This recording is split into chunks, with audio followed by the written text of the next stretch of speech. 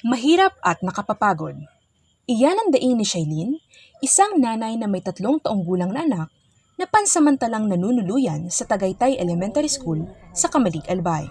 Ito ay dahil sa pag-aalboroto ng Bulkang Mayon. Mapagal po.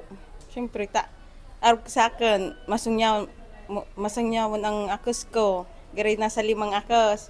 Pag iwag-iwag, di pisilon. Sa ibaba, karayo man ta. Sa ibaba bagang lutuan, karigusan, wala magabantay po sa akos ko. So, agum ko na sa, nakitrabaho. Pagabanggi lang po. Paano yan pag maluto ka? Rice cooker, bakal. Kwarta po ka ang problema talaga. Aniya, hindi umano sapat ang ibinibigay na pagkain ng lokal na pamahalaan sa kanila.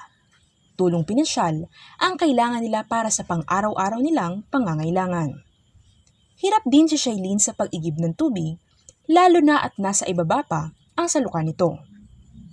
Kulang rin ang mga palikuran sa tinutuluyan nila. Si Mayen, arawang panggastos din ang pinoproblema. So, di po madam na mga estudyante naman madam. Medyo magastos no. Taang sakay ninda, duwan na, tricycle, tapos ma-jeep.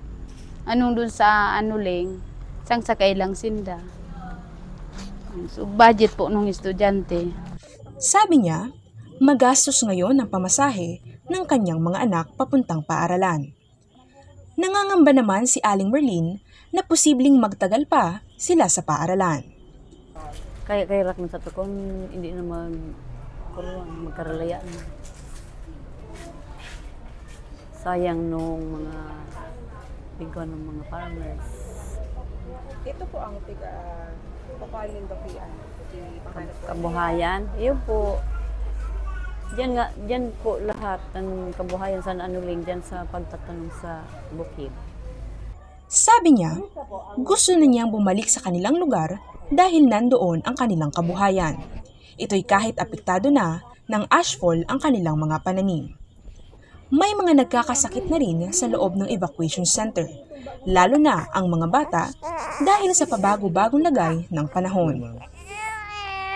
Apo, sa ngayon po, yung mga usual case lang po natin is yung cough and cold, mga tinatawag natin na acute respiratory infection, mga 2 to 3 days, pero manageable naman po. Meron kami mga medicines na available.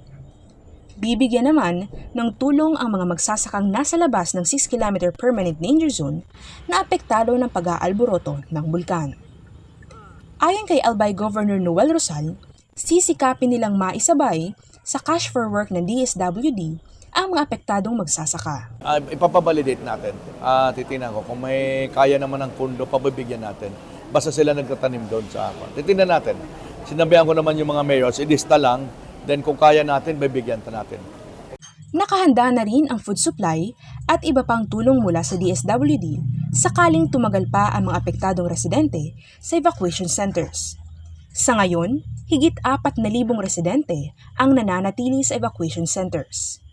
Samantala, nilinaw ng pamunuan ng Bicol International Airport na ang pagkansela ng 8 flights noong Enero 12 ay hindi dahil sa pag-aalboroto ng Mayon.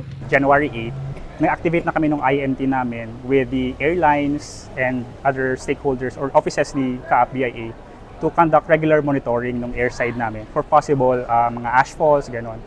So, as observed, noong January 8, merong mga minimal ashfalls tayo na-detect sa runway. Pero the following days naman, Friday, Saturday, Sunday, and even this morning, Monday, wala tayong detect so far ng mga ashfall sa runway, sa airside. Since nung start ng monitoring, wala tayong cancellation ng flights related to mine volcano activity. Patuloy pa rin ang pagdaloy ng pyroclastic density current o uson sa Bulkang Mayon. Nauna nang sinabi ng PHIVOLCS na maaaring magtagal pa ang pag-aalboroto tulad ng nangyari noong 2023. Hana Francesca Buragay para sa Bicol.ph